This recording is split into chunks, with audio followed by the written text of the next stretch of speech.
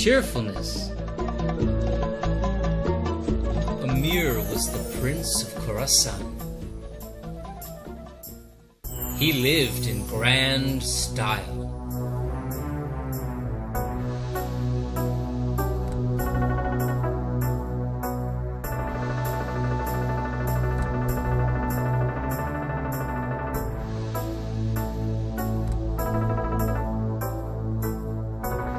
When he set out to war, 300 camels carried pots and pans and plates for his kitchen.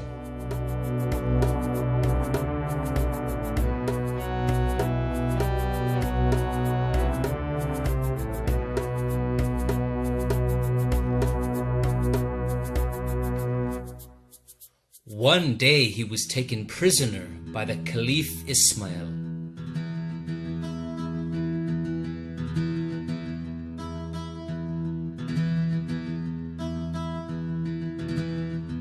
But misfortune does not exempt a man from hunger.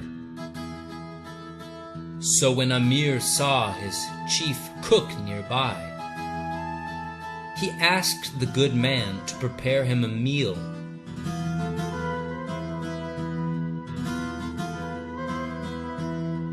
The cook had one piece of meat left, which he had put in a pot on the fire. Then he went to find some vegetables to give a little taste to the stew. A passing dog sniffed at the meat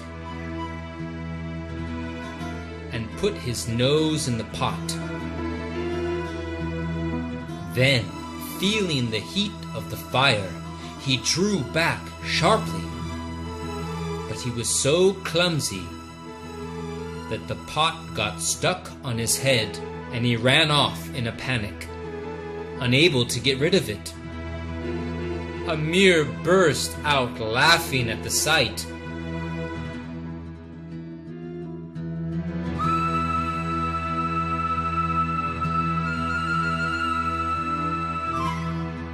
"Why are you laughing when you have every reason to be sad?" asked the officer on guard. Amir showed him the dog streaking away from the camp and said, "I am laughing at the thought that this very morning it took 300 camels to transport my kitchen. Now, one dog is enough to carry it all away."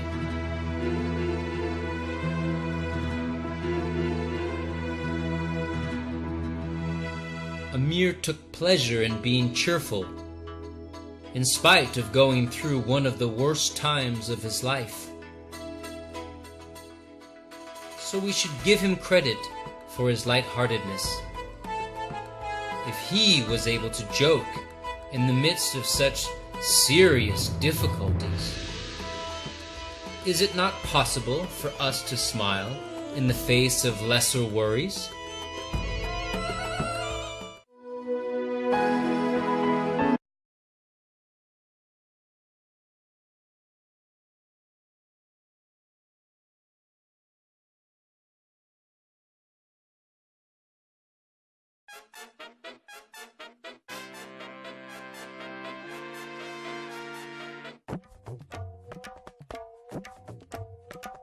Too Many Bananas, written by Noni. Sringeri Srinivas was having a very bad day. Nobody wanted the sweet, ripe bananas he was growing on his farm. Not his family, not his neighbor, not his friends, not the traders who could sell the bananas in faraway markets, and not even his cows. "No, thank you," they all said. "The bananas are very sweet, but we have had too many. We cannot eat any more." Poor Sringeri Srinivas. What was he to do now with his rich harvest of bananas? he decided to seek help from the farmers' center in Dodduru, a big town near his village. Off he went, carrying the best crop of bananas. Surely someone there would have a good idea for him. A few days later, Sringeri Srinivas returned home looking very happy. He went back to growing bananas on his farm. But he did not offer the fruits to anyone anymore. Not to his family, not to his neighbor, not to his friends, not to the traders who could sell the bananas in far-away markets, and not even to his cows. Everyone became very curious. Where were all the bananas going? One day, neighbor Shivanna arranged a very big puja. The priest asked him to get 108 ripe bananas as an offering to the gods. Shivanna ran to Sringeri Srinivas.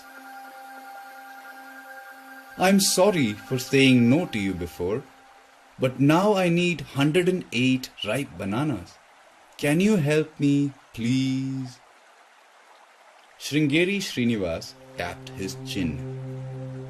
"Well, my crop has just been cut, but let me see what I can do. You may start your puja. I will surely come." The puja started. The whole village came to watch. The priest began chanting. Soon it became time to offer bananas to the gods. Just then, in came Sringeri Srinivas carrying a big bag. From the bag, he carefully took out 27 packets and laid them out before the holy fire. Each packet was carefully wrapped in banana leaf. On each one was written, "High quality banana halwa, SS Farms." Sringeri Srinivas offered one to the priest. "Each one has the pulp of 4 bananas. There are 27 packets.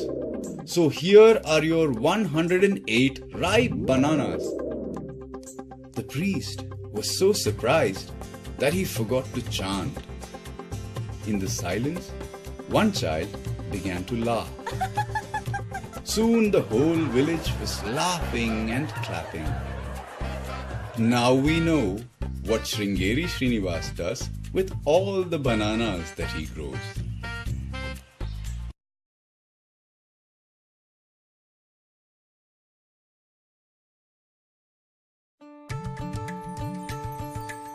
The Salt March by Esther David.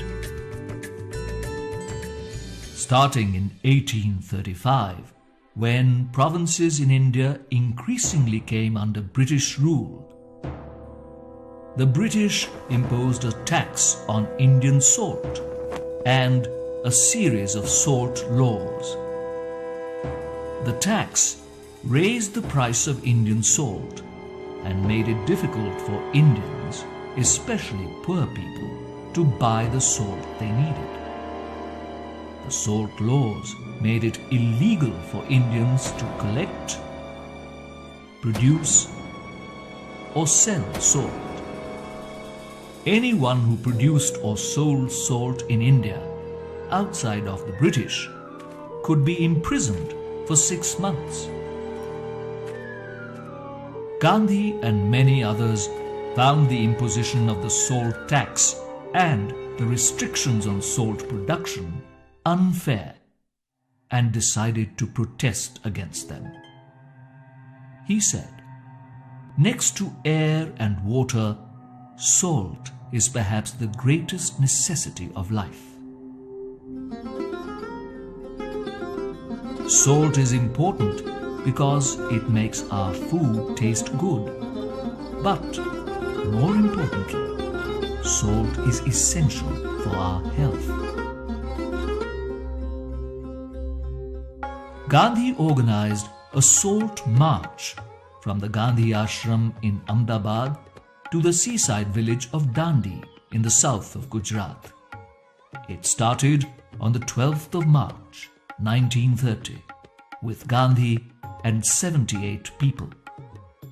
We know them as freedom fighters because they struggled not only against unfair laws, but also for Indian freedom from British rule. Along the 240 miles from Ahmedabad to Dandi, thousands of people from all over India joined the march to protest British rule, the high salt taxes, and the unfairness of not being allowed to produce and sell their own salt. Gandhi and his followers walked about 12 miles a day and reached Dandi in 3 weeks. He called it a battle of right against might. At the end of the march, Gandhi picked up some grains of salt from the seashore and took a pledge. With these crystals of salt, I am going to shake the foundation of the British Empire. With the Dandi March, Gandhi launched the civil disobedience movement against the British Empire. Following the Salt March, 80,000 Indians, along with Gandhi, were jailed.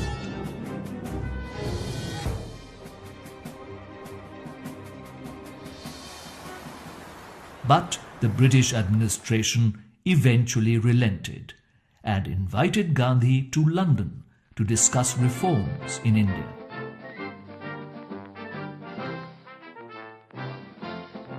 Gandhi's Salt March got wide news coverage and proved to be a turning point in the history of India's independence movement that led to independence in 1947. With this simple act of standing up against injustice, Gandhi shook the foundation of the British Empire in India. He showed that by working together, people of conviction and courage, even if each one is as small and powerless as a grain of salt, can make an enormous difference.